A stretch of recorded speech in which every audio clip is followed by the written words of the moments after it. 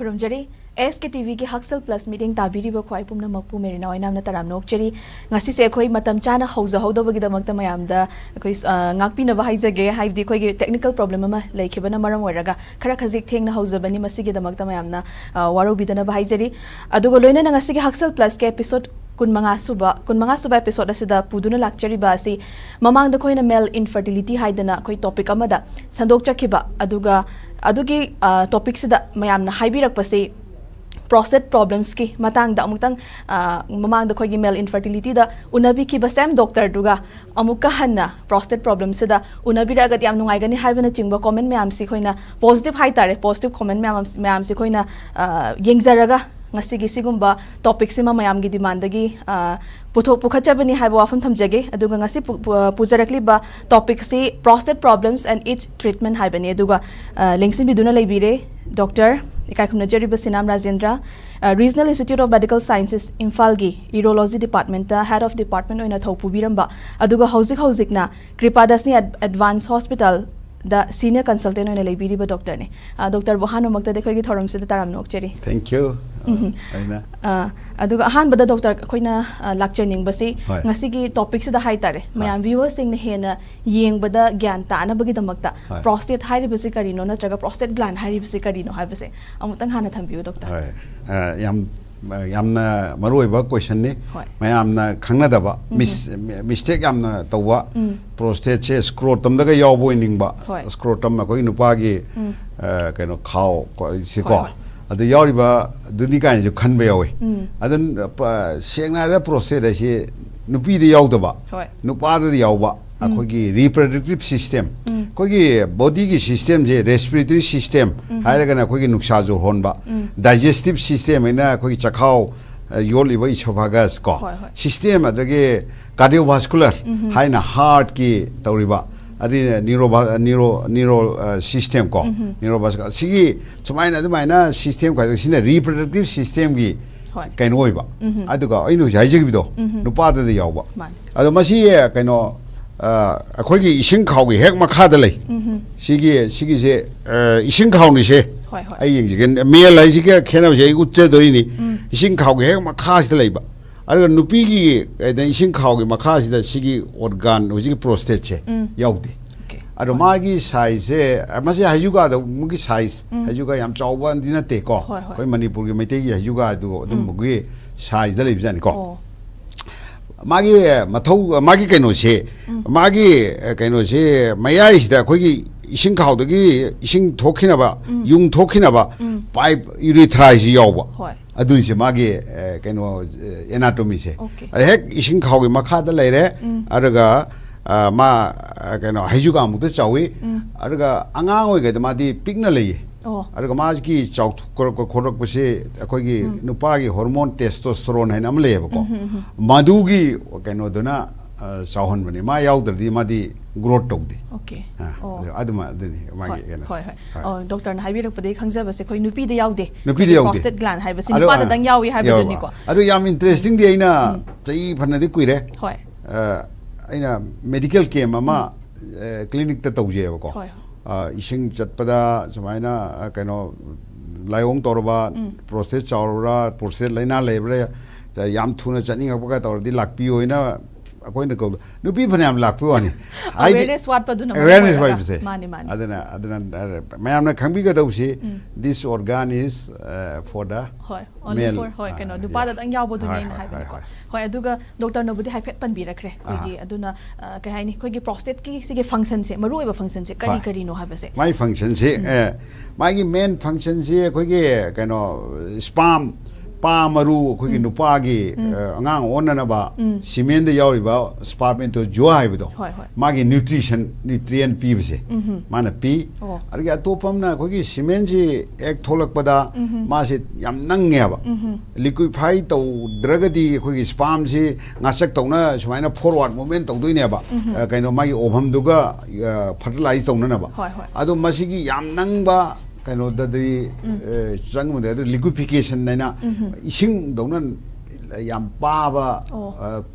on thon ba mai se adu magi kano proteolytic enzyme na aidi lytic aidi pathan ba ko adi enzyme do produce over sigi main ani sini atai atai su lei ba do main oina khoi gi prajada khoi na haya ba se ani sini aduga main khoi cement na nupam na about 2-3 ml of kano cement lak pa se quite about more than 50% 60% se prostate na produce do atai di testis kaina khoi nupa gi kano scrotum da yauri ba ko tai urethral gland moina adu main di mana prostate ki kano ki nupa gi koi gi phambi kange kai se si gland se pixel la di ko production wa tv na ga na da thot to radi phambi se quantity of semen will be reduced very reduced koi adu main lei hoi adu doctor na panbi ke bada ngasai matam gi matungi na chokholai haibana chingba haibiki aduna chahi kaya gi kanglup ta na hena nabano haibado sigi anaba se adu sum ta masi kaino da ina hayabdo ahan badi rudimentary lerga puberty koi gi angang kaino ke puberty stage magi pubic hair ga horkpa makhon ga olakpa matam dai da ma se kaino chawbo he hogole adna ma kaino ka koi gi kaino da di adulthood Europe da di around 19 grams 20 da mukata oiba gram oiba aduna akai badi pirak triba matam oidoiba adudi kaide adudi kaino dum kaino do magi hujigi urethra haiba pipe ai ngasa haijaba sigi pipe se adum kaino khudi adum launa dum leibanina mangon da problem leite aduma haijage aduga khoigi prostate sida oiba yaba anaba se kari anaba sing no ohelak pa yaba se habadu sum tang thambiu doctor yam fajaba question ni prostate se nabi yab se khoigi chauthok sida khoigi makhal ani thongna leire benign enlargement na cancer na taba sum khoigi swai da ka no breast ka su khoigi fibroadenoma kaina ra leisabi da ka pomle ko adamai tawdana benign asina kaino natre cancer natre atopa extreme khara phatta baduna cancer aina mayam kineri bise ani mak chauthokpang haktane ba ko aduga third adum naba leina amna akoi infection aido koi lungs cancer su tawiduna lok khuba je akoi ge lok thunge ka aido adu mahik changine ko aduna adum hai tawdana akoi ge prostate aiba akoi kaya nupa gi kaya che si su mahi ga dum changbu yai organism Escherichia coli haiba ma lei maduna khwai gi toina mangonda nahan ba haita E. coli haina haibudo yes correct merina sometimes TB bhau nai mahik se ai gi kaino da experience ta in the last kaino sida ina 40 years hong gi sa ani ai phong gre article ani thengna gre hoi aduga doctor koina prostate chau thorak pase kari na ohelak pa yabage masi som tang thambiu doctor prostate chau thok pase yu haije do ani thong lai doi ni ko kaino benign haiba ma cancer haiba ma ado one is very clear prostate haiba organ se khoi gi testis yaudra ma rudimentary un leyaba khoi hijra ina Maharashtra ka Bihar ka UP rom da ka khoi luong ba nga ga pok da board pi lai ne na nupa na nupi chaba transgender gi mong lak pudo moi si gi testi se masi gi jimai na pukhalak na bedam da community dro moi se castrate to bi aduna moi gi prostate se yam pik na maming do ina yaurga lei ko aduna kaino buero benign buero cancer buero masigi hormone si magi development da lei hajim di clear were ko aduni khoga aduga atopa sex hormone nupi ga khogi estrogen ga do adu maka gi kari chasalagna madu so mukka ma pik lei ne ko ma chawbai da makta di testosterone ai bise darkar lere okay hoi aduga khoigi prostate sida anaba mo oire e kaina haibasi mioi sina matau kamdong na khangadage haidi signs and symptoms layong se kamdong na ugadage si somtang haibi ado hojiki prostate se nga saye somna kandana infection doni ko hoji akoi ahan bagi kaino sina khoi enlargement gi sti whether it is kaino benign oigo aidi cancer na tabdo amo cancer oigo horok padi haifet moise loi mane akoi ge chok thorok puduna magi kaino se sigi picture sida sina normal da magi sigi mapan thongnam se law le ko sigi sina si chok thora amnina glass se chok thon sigi pipe se khujal lip se somna kandadi mapalom da di masi yam chok thongam de da brain tumor se skull si lai banina mapalom da in bangam da manung da compress tore ba adana nakana ma pangdhare ka hidu mai tona anu sida jo sigi kaino sina gland sina chok thorong batam da som da thongam da magi kaino se manung se kaino to aduna moise kaino urinary stream se yamna chauna chalamba stream se pixel lakpa ko adigi sangaga su pakan kanada ba adi pipe tu khu le ramnina pana kana sanga jo even nungsanga phok tho tholok pu yawe ba sangmandana aduna sumaina free and flow oidabado ado stream low pour rak se adagi yam toina haning ba mana frequency ene ko overactive bladder kaina leire madu diam changro se do yam toina haning ba suppose ahing da pung tara da ni khangde mapan tum changraga nocturian ahing da pang ho da hogat pa magi sleep ho disturb tawdana tum phajram pung phadram ni na mai life to nungai ta ba ko aduna nocturia ada urgency na koi asma pan to ni ga da nang ho da bi sa launa ga hanjan dana pa phayong ga ahal ga sigi si chawrong matam da sorat ka sat pa da ko any function da yam embarrassing ho jaba koi ge even some other executive even politician ka se Delhi ka sa ingom phone tore haba as yaad rahe doctor kamai kai jauge kaina ko Manipur bhavan ne ka adu mai tok dana urgency absolute re ko adage kano khoi ge hando khraga khoi ge kano complete oi den khan ba loidri ma ma khan ba kaino mana nga sa gi yung si liem le horom ne adi 300 bladder si 300 yawo sida mana 50 gum nang halaga di yadre ba ko adun main to ba adagi overflow incontinence haina kaino se pik than yaw na tap kharga dum koi chanapun sigi kaino si kapsida magi 200 ml si mathakta pik than yaw mo hajen bada tare idna adu main to na over kaino khangdana dum yung se manam ga nam thi dana dum to ba adagi atopa mana pura thingjen gi ba retention ka we ko na pura thingjen gi chatlong thingjen gi ba natraga nge sai gi hari ba tap ta du ma chronic ar tablong thingjen bi yo na khangam da na moise khoi ge hospital da lakpa da dum pore aduga khoina magi hek phanana hek haktang du potha na ba khoina catheter pipe ama khoina thingjen bi geni ko adagi yamna di toibana taba kaino khoi ge nahi tabadona mai bleeding magi hujiki prostate sigi surface sida i utong macha leyaba are sangbada khogi naton ri nahi tabadona masu i thokbe yaba ana i oro han ba i ga yawa dage ising khaw manung sida i matung ga phamjan nan leidana khoi emergency tawgi yawre adu maina dage ising je phajana handok taramnina mahik junction ba mahik junction dana khogi urinary infection ai do kaino ga ising ga se kaino chingi machi dongna nam thi baga dum han ba singum ba symptom se leira ga ko nunga su leire mana sum phunjal lamnina man ising thoktrabani mai sediment mem do punjal laga nunga su sem ba ko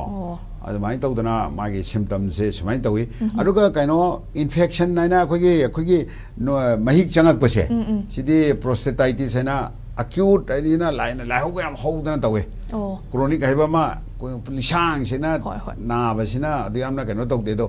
amna ka lai gar ga to dana idi nik tana ka ko amna wa ba kaino tawi adu maina kaino khogi acute infection gi se ko aduga nga sagi chawthokpa cancer oiragana hujiki aipet mayam haidu mai manare adu cancer ai toraga di madi saru de amna sandu eba kaino gi prostate cancer se saru da magi koi vertebra skull adu da sandokpa distant sandokpa liver da ga su tawi edo saru da sandokpa sta ma se saru na ba se saru na boina natraga spinal cord saru sida vertebra sida deposit torpodegi hemiplegia kaina nakana ma pangdebi do stroke to do adu maina moise paraplegia ka toroga su ꯂꯥꯛꯄ ꯌꯥꯎꯋꯦ ꯑꯗꯨꯃꯥꯏꯅ ꯑꯩ ꯑꯅꯥꯕ ꯃꯌꯥꯝ ꯑꯃ ꯑꯣꯏꯍꯜꯂꯛꯄ ꯌꯥꯕꯒꯤ possibilities ꯃꯌꯥꯝ ꯑꯃ ꯂꯩ ꯍꯥꯏꯕꯗꯣ ꯅ꯭ꯌꯨꯔꯣꯂꯣꯖꯤꯀꯦꯜ ꯑꯣꯏꯅꯁꯨ ꯑꯗꯨꯃꯥꯏꯅ ꯇꯧꯕ ꯌꯥꯏ ꯃꯥꯅꯦ ꯑꯗꯨꯅ ꯍꯧꯖꯤꯛ ꯗꯣꯛꯇꯔꯅ ꯄꯟꯕꯤꯈ꯭ꯔꯤꯕ ꯂꯥꯏꯑꯣꯡꯁꯤꯡꯁꯤ ꯊꯦꯡꯅꯕꯤꯔꯒꯗꯤ ꯑꯊꯨꯕ ꯃꯇꯝꯗ ꯌꯨꯔꯣꯂꯣꯖꯤꯁ ꯑꯃꯗ ꯇꯥꯟꯅꯕꯤꯌꯨ ꯍꯥꯏꯕꯗꯨꯅꯤꯀꯣ ꯍꯣꯏ ꯑꯗꯨꯒ ꯑꯩꯈꯣꯏꯅ ꯗꯣꯛꯇꯔꯅꯁꯨ ꯉꯁꯥꯏ ꯄꯟꯕꯤꯈꯤꯕꯗ ꯆꯍꯤ 50 ꯁꯨꯈ꯭ꯔꯕ ꯍꯥꯏꯇꯥꯔꯦ 50ꯒꯤ ꯃꯊꯛꯁꯤꯡꯁꯤ ꯑꯗꯨꯝ ꯀꯃꯟꯂꯤ ꯑꯁꯤꯒꯤ ꯑꯅꯥꯕꯁꯤ ꯑꯗꯨꯝ ꯅꯥꯅꯩ ꯍꯥꯏꯕꯅꯤꯅ ꯑꯗꯨ ꯅꯥꯗꯅꯕ ꯅꯥꯗ꯭ꯔꯤꯉꯩꯗ ꯄ꯭ꯔꯤꯚꯦꯟ ꯇꯧꯍꯧꯕ ꯌꯥꯕꯒꯤ ꯃꯑꯣꯡꯁꯨ ꯂꯩꯕ꯭ꯔꯥ ꯀꯔꯤ ꯀꯔꯤ ꯆꯤꯟꯖꯥꯛꯇꯕꯨ ꯑꯣꯏꯔꯒꯁꯨꯀꯣ ꯑꯗꯨꯁꯨ ꯈꯤꯇꯪ ꯊꯝꯕꯤꯌꯨ ꯗꯣꯛꯇꯔ ꯊꯣꯏꯗꯣꯛꯄ ꯀꯩꯅꯣ ꯆꯤꯟꯖꯥꯛꯀꯗꯤ ꯃꯅꯤꯡꯗ ꯑꯗꯨꯕꯨ ꯑꯩꯈꯣꯏꯒꯤ ꯀꯩꯅꯣ ꯑꯩꯅ ꯍꯥꯏꯌꯣ ꯍꯥꯏꯔꯒꯗꯤ ꯑꯩꯈꯣꯏꯒꯤ ꯁꯣꯌꯥꯕꯤꯟ ꯍꯋꯥꯏ ꯑꯗꯨꯒꯤ ꯍꯋꯥꯏꯗꯣ ꯐ꯭ꯂꯦꯚꯤꯅꯣꯏꯗ ꯀꯥꯏꯅ ꯌꯥꯎꯋꯦ ꯃꯣꯏꯁꯦ ꯅꯦꯆꯔꯦꯜ ꯏꯁꯇ꯭ꯔꯣꯖꯦꯟꯒꯁꯨ ꯄ꯭ꯔꯣꯗ꯭ꯌꯨꯁ ꯇꯧꯕ ꯑꯗꯨꯅ ꯃꯣꯏꯒꯁꯨ ꯈꯔꯗꯤ ꯀꯥꯟꯅꯕꯖꯥꯠꯅꯤꯗꯣ ꯌꯥꯝꯅ ꯆꯤꯟꯖꯥꯛꯀ ꯃꯔꯤ ꯂꯩꯅꯕ ꯅꯠꯇꯦ ꯑꯗꯨꯒ ꯌꯥꯝ ꯇꯣꯏꯅꯒ ꯍꯥꯅꯤꯡꯕ ꯁꯤꯝꯇꯝꯒ ꯗꯦꯚꯦꯂꯞ ꯇꯧꯔꯛꯄꯁꯦ ꯃꯁꯤꯗ ꯏꯁꯤꯡ ꯈꯔ ꯍꯟꯊꯅ ꯊꯛꯄꯤꯕ ꯅꯨꯡꯒꯨꯝꯕ ꯂꯩꯕꯗꯅ ꯅꯨꯡꯗꯣ ꯑꯩꯈꯣꯏꯅ ꯋꯥꯁ ꯑꯥꯎꯠ ꯇꯧꯈꯤꯅꯕ ꯍꯥꯏꯅ ꯑꯩꯈꯣꯏꯅ ꯏꯁꯤꯡ ꯊꯛꯎ ꯍꯥꯏꯕꯅꯦꯕ ꯁꯤꯗꯗꯤ ꯏꯁꯤꯡꯗꯣ ꯆꯠꯊꯣꯛꯄ ꯌꯥꯗꯕꯁꯤꯗ ꯊꯛꯆꯜꯂꯣ ꯂꯥꯏꯛ ꯑꯗꯒꯤ ꯑꯃꯨꯛ ꯀꯦꯐꯤꯟ ꯌꯥꯎꯕ ꯀꯣꯐꯤꯒꯨꯝꯕ ꯇꯤꯒꯨꯝꯕ ꯑꯃꯨꯛ ꯌꯥꯝ ꯊꯛꯆꯜꯂꯛꯄꯁꯦ ꯆꯨꯔꯨꯞꯀ ꯇꯧꯕ ꯃꯣꯏꯁꯦ ꯆꯤꯟꯖꯥꯛꯀꯤ ꯍꯥꯏꯔꯨꯔꯒꯗꯤ ꯑꯗꯨꯒ ꯃꯣꯏ ꯌꯥꯝ ꯀꯟꯅ ꯀꯩꯅꯣꯗ ꯃꯔꯤ ꯂꯩꯅꯕꯗꯤ ꯅꯠꯇꯦ ꯑꯗꯨꯝ ꯀꯩꯅꯣ ꯖꯦꯅꯦꯇꯤꯀꯦꯜꯂꯤꯕꯨ ꯍꯦꯟꯅ ꯁꯄꯣꯖ ꯃꯄꯥ ꯄ꯭ꯔꯣꯁꯇꯦꯠ ꯀꯦꯟꯁꯔ ꯇꯧꯈꯤꯕ ꯃꯄꯥ ꯑꯗꯨ ꯇꯧꯈꯤꯕ ꯄ꯭ꯔꯣꯁꯇꯦꯠꯀꯤ ꯅꯥꯈꯤꯕꯁꯦ ꯑꯗꯨꯝ ꯈꯔ ꯑꯣꯏꯔꯛꯄꯒꯤ ꯑꯗꯨꯅ ꯃꯣꯏꯅ ꯍꯦꯟꯅ ꯖꯦꯅꯔꯦꯜ ꯄꯕ꯭ꯂꯤꯛꯇꯩꯗꯤ ꯃꯣꯏꯅ ꯍꯦꯟꯅ ꯀꯩꯅꯣ ꯇꯧꯏ ꯑꯗꯨꯒ ꯆꯍꯤꯒꯤ ꯃꯇꯥꯡꯁꯤꯅ ꯑꯩꯈꯣꯏ ꯌꯥꯝ ꯌꯪ ꯑꯣꯏꯅꯒ ꯂꯥꯛꯑꯦ ꯑꯩꯈꯣꯏꯒꯤ ꯀ꯭ꯂꯤꯅꯤꯛꯇ ꯑꯗꯨꯝ ꯃꯩꯖꯂꯤ ꯃꯣꯏꯁꯤꯗꯤ ꯑꯕꯣꯞ ꯑꯩꯈꯣꯏ ꯃꯅꯤꯄꯨꯔꯗꯤ 50 ꯃꯨꯛꯀ ꯌꯧꯔꯀꯥꯟꯗꯒ ꯍꯥꯏꯖꯒꯦ ꯑꯗꯨꯒ ꯌꯥꯝꯈꯠꯂꯤꯉꯩ ꯆꯍꯤ ꯌꯥꯝꯅ ꯄꯨꯟꯁꯤꯔꯤꯉꯩ ꯃꯥꯒꯤ ꯏꯟꯁꯤꯗꯦꯟꯁꯤ ꯋꯥꯡꯉꯦ ꯍꯥꯏꯗꯤ 80 ꯏꯌꯔꯁꯀ ꯑꯣꯜ ꯑꯣꯏꯕ ꯃꯤꯁꯦ ꯃꯣꯏꯁꯤꯗꯤ 80ꯒ ꯑꯗꯨꯝ ꯄꯥꯔꯁꯦꯟꯗ ꯄ꯭ꯔꯣꯁꯇꯦꯠ ꯆꯥꯎꯕ ꯌꯥꯝ ꯑꯣꯏꯕ ꯌꯥꯔꯦ ꯆꯍꯤ 80ꯒ ꯌꯧꯁꯜꯂꯗꯤꯀꯣ ꯄ꯭ꯔꯣꯁꯇꯦꯠ ꯆꯥꯎꯕ ꯌꯥꯝꯅ ꯑꯣꯏꯕ ꯌꯥꯔꯣ ꯂꯩꯔꯦ ꯍꯣꯏ ꯑꯗꯨꯒ ꯑꯩꯈꯣꯏꯅ ꯑꯦꯛꯖꯥꯃꯤꯟ ꯇꯧꯕꯁꯦ ꯃꯇꯧ ꯀꯝꯗꯧꯅꯗꯤ ꯇꯧꯕꯒꯦ ꯗꯣꯛꯇꯔ ꯁꯤꯁꯨ ꯑꯝꯇꯪ ꯍꯥꯏꯕꯤꯌꯨ ꯍꯣꯏ ꯀꯩꯅꯣ ꯑꯩꯈꯣꯏ ꯉꯁꯥꯏꯒꯤ ꯀꯝꯄ꯭ꯂꯦꯟꯗꯨꯒꯤ ꯃꯇꯨꯡ ꯏꯟꯅ ꯑꯩꯈꯣꯏ ꯗꯥꯛꯇꯔꯅ ꯇꯧꯖꯩꯁꯦ ꯖꯦꯅꯔꯦꯜ ꯐꯤꯖꯤꯀꯦꯜ ꯑꯦꯛꯖꯥꯃꯤꯅꯦꯁꯟ ꯍꯥꯏꯅ ꯑꯃ ꯇꯧꯔꯅꯤ ꯑꯃ ꯀꯩꯅꯣ ꯑꯗꯨꯒ ꯑꯩꯈꯣꯏꯅ ꯋꯥꯟ ꯑꯣꯐ ꯗꯤ ꯃꯣꯁ ꯏꯝꯄꯣꯔꯇꯦꯟꯁꯦ ꯕ꯭ꯂꯦꯗꯔ ꯀꯥꯏꯁꯦ ꯗꯤꯁꯇꯦꯟ ꯇꯧꯕ꯭ꯔꯥ ꯍꯥꯏꯅ ꯑꯩꯈꯣꯏ ꯃꯕꯨꯛꯁꯤꯗ ꯑꯩꯈꯣꯏꯅ ꯈꯨꯠꯅ ꯊꯥꯝꯃꯒ ꯑꯩꯈꯣꯏꯒꯤ ꯏꯁꯤꯡ ꯈꯥꯎꯁꯦ ꯏꯁꯤꯡ ꯌꯥꯎꯗꯅ ꯔꯤꯇꯦꯟ ꯇꯧ ꯂꯩꯔꯕ꯭ꯔꯥ ꯀ꯭ꯂꯣꯔꯤꯟ ꯔꯤꯇꯦꯟꯁꯟ ꯑꯗꯨꯝꯕ ꯑꯗꯒꯤ ꯑꯩꯈꯣꯏꯒꯤ ꯅꯨꯄꯥꯒꯤ ꯄꯤꯅꯤꯁꯀꯥꯗꯣ ꯅꯨꯄꯥꯒꯤ ꯈ꯭ꯋꯥꯏꯒꯤ ꯃꯁꯤ ꯃꯇꯥꯡꯁꯦ ꯂꯧꯖꯔꯒ ꯑꯩꯈꯣꯏ ꯅꯨꯄꯥꯒꯤ ꯄ꯭ꯔꯤꯄ꯭ꯌꯨꯁ ꯍꯥꯏꯅ ꯐꯣꯔ ꯁ꯭ꯀꯤꯟ ꯑꯃ ꯌꯥꯎꯔꯤꯑꯕ ꯃꯁꯤ ꯃꯌꯥꯝ ꯏꯀꯥꯏꯕꯤꯒꯅꯨ ꯃꯆꯥ 4-5 ꯄꯣꯛꯑ ꯐꯥꯎꯕ ꯐꯣꯔ ꯁ꯭ꯀꯤꯟꯁꯦ ꯃꯁꯤ ꯍꯥꯡꯗꯣꯛꯇꯅ ꯂꯩꯕ ꯌꯥꯎꯋꯦꯕꯀꯣ ꯑꯗꯨꯅ ꯀꯦꯟꯁꯔ ꯑꯣꯜꯍꯟꯕ ꯌꯥꯎꯋꯦꯕ ꯑꯗꯨꯅ ꯏꯁꯤꯡ ꯍꯥꯟꯕ ꯅꯨꯡꯉꯥꯏꯇ꯭ꯔꯦ ꯍꯥꯏ ꯂꯥꯛꯑꯒ ꯄ꯭ꯔꯣꯁꯇꯦꯠ ꯑꯣꯏꯅꯤ ꯍꯥꯏꯕ ꯂꯩꯇꯦ ꯑꯇꯣꯞꯄꯁꯨ ꯑꯣꯏꯕ ꯌꯥꯏ ꯍꯧꯖꯤꯛꯀꯤ ꯐꯣꯔ ꯁ꯭ꯀꯤꯟ ꯐꯥꯏꯃꯣꯁꯤꯁ ꯀꯧꯋꯦꯕ ꯍꯥꯡꯗꯣꯛꯇꯕꯤꯁꯦ ꯑꯗꯨꯝ ꯑꯉꯥꯡ ꯑꯣꯏꯔꯤꯉꯩꯗ ꯃꯃꯥ ꯃꯄꯥꯅꯁꯨ ꯍꯥꯡꯗꯣꯛꯄꯤꯍꯧꯗꯒꯤ ꯄꯨꯔꯥ ꯃꯆꯥ 4-5 ꯄꯣꯛꯑꯐꯥꯎ ꯍꯥꯡꯗꯣꯛꯇꯅ ꯑꯗꯨꯝ ꯁꯦꯛꯁꯨꯋꯦꯜ ꯏꯟꯇꯔꯀꯣꯔꯁ ꯇꯧꯔ ꯃꯆꯥ ꯄꯣꯛꯇꯅ ꯑꯗꯨꯅ ꯃꯁꯤ ꯍꯥꯡꯗꯣꯛꯄ ꯌꯥꯗꯕꯁꯤꯡꯁꯦ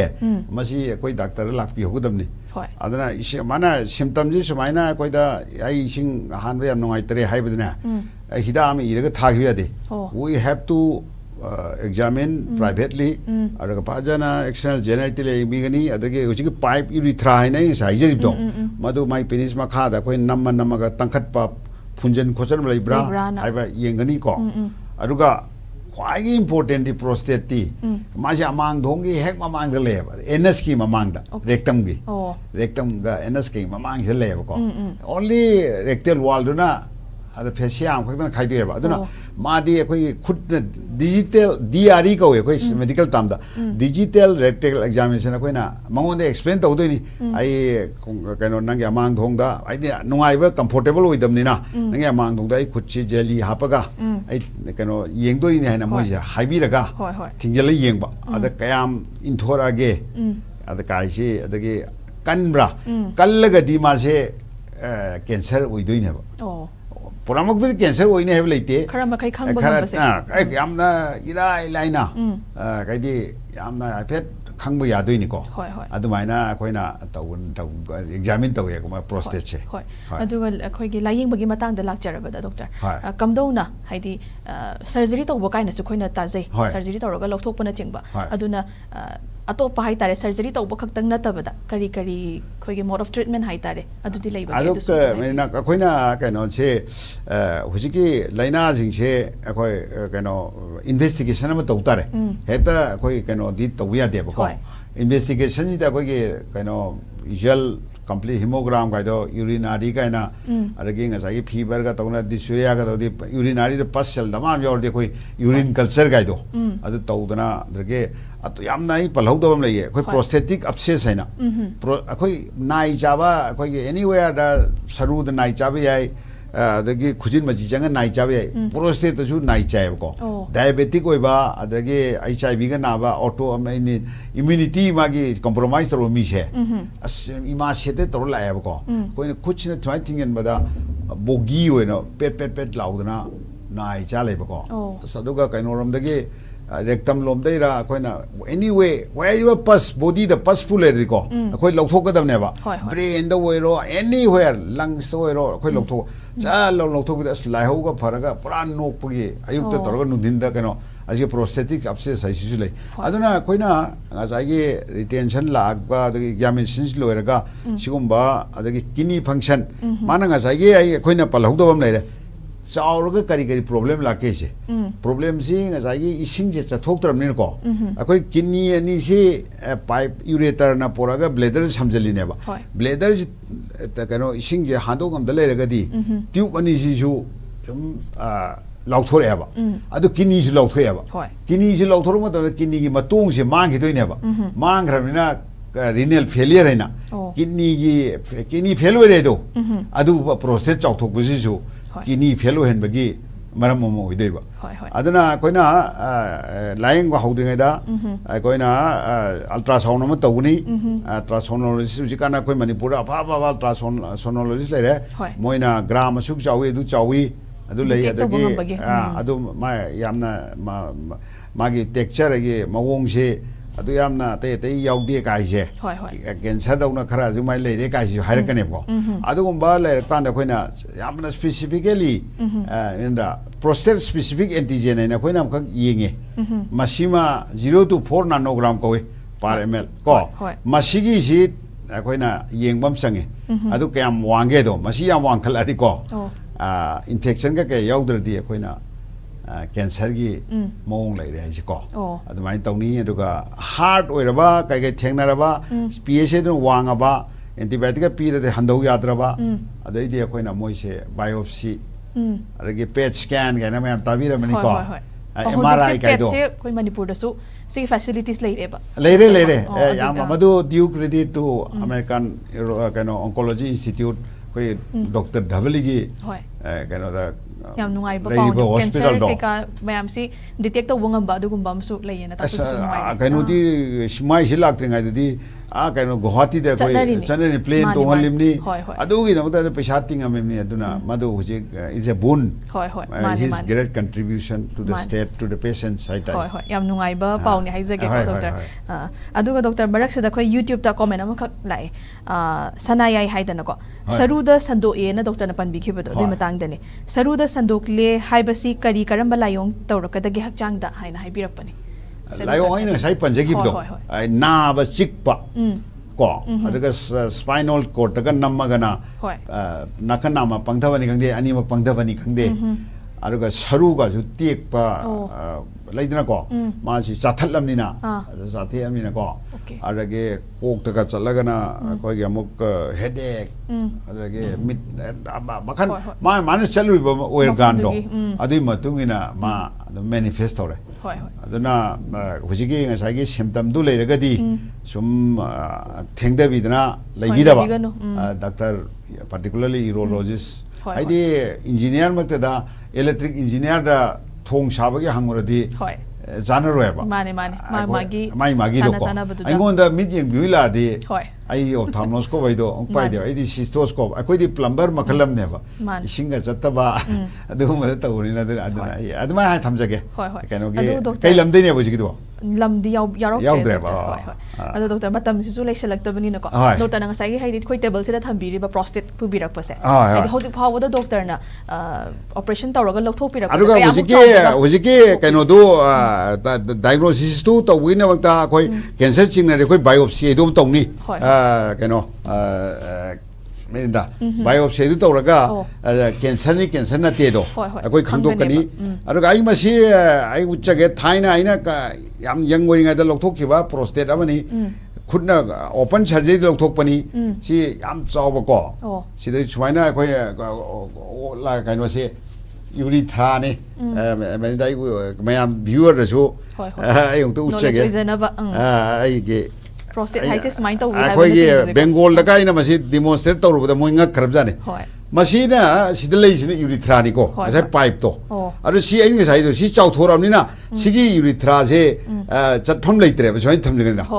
अदो मसी की जे मोय कनो अखोइना आइना सिना खुलाई खुचि थिंगगा ब्लेडर हांगदो थियलगा सिगिदा उरुरु उंगागा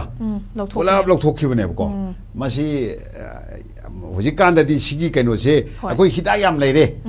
अखोइगे पेप्टिकल सर जे थाइनादी जेलुसिल गुंबा एंटासिडे दो सारमिदना हुजिदी पान 40 द चागे काइना पा हाइद्रो अंतप्राजोल अदुमाइ तकदना अखोइगी सिगी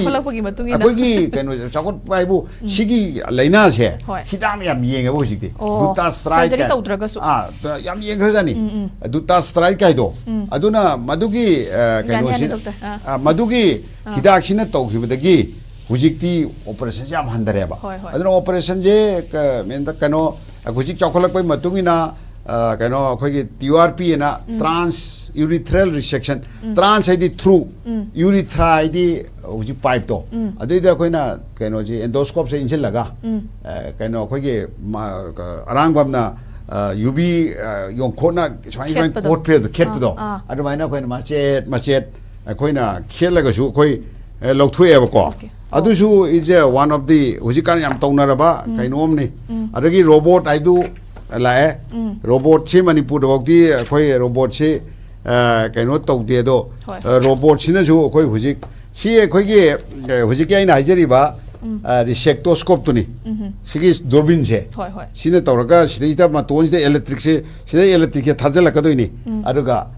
सिदा लेरिबा प्रोस्टेट सिदी ट्यूमर गिनी मोय उली सिबुदी आइने उचेरि पिक्चर दो सिदा लेरिबा प्रोस्टेट सिदै से प्रोस्टेट आइने जि थारे सिगी कैनो से अखोइना मचेट को थोगा फुलमिबा मतोंदो लौथोकपे अदो माने सुमाइना याम लेग्रे कैंसर की जो रो कनो स्टेज मागी तांकक तुगी मतुगिना कोई कैंसर जे स्टेज 1 2 3 4 अदगे अदमाइ लाकपजिदा गसागी ने सरुदगा डिस्टेंस मेटासिस तौरगदी मोइसिदी कनो हिदांगना यंगकनी रेडिएशन ना अदगा अर्ली स्टेज T1 T2 गाइदो अदुददी रोबोट का सिनरगा होजिदी सर्जरी यामना परफेक्ट ओइरे अना बसे इवन क्यूर ओइबा यारे है ना अदुमाइना थमजगे अदुना लाइंग पथापसु याम फगले हाइतारे होय याम नुंगाइबा पाउने हाइजबा तारे मयामना हाइदि कैसु थोदोंना मी पाइबिगनु अदु खैगे काय हाइनि मेडिकल साइंस ना अदुकी मते याम चाउखलकपना काय हाइनि मरम ओइराकांदा लाइंग बसे अदुकी मते याम लाइना लाइंग बा ngami तबु हेक सिम्पटम्स उलागदी अथुबा मतमदा मरी लेनबा खोइगे डिपार्टमेंट अदुगा खोइ Manipura urologist tara leire and we have trained a lot of urologists of the country Ladakh tagi chhatra lakhre Karnataka ki chhatra matamam da khoina atopa state ta sigi specialty si khoi tamba chalamim ne ba hujikna akhoi manipur da ai samangna khoi imanaba psychologist ka ku khoi myam toraga kun gi matai matam aina retire tau heba ko they are doing very well job all over the country and we are very proud of them khoi quality of education we have imparted to the doctors of the other state of the other state is a really wonderful hai tai mane akoi leidiba praja khoi myam gi su yamna nungai jaba mi kupni haijaba tare ko hoi hangjening wa hangdi myam amale hore haijaba tare doctor mathang ya topa topic amada amuk makhata na wari sanana bagi tanja dum logje ke doctor ngasi ge damak tari doctor ba hainingai leitena thagat pa phong doctor ngasi ge damak tari Huxel Plus ki 15 sub episode matang asta loisin jeri yengbiri ba namapom ka hana khurum jeri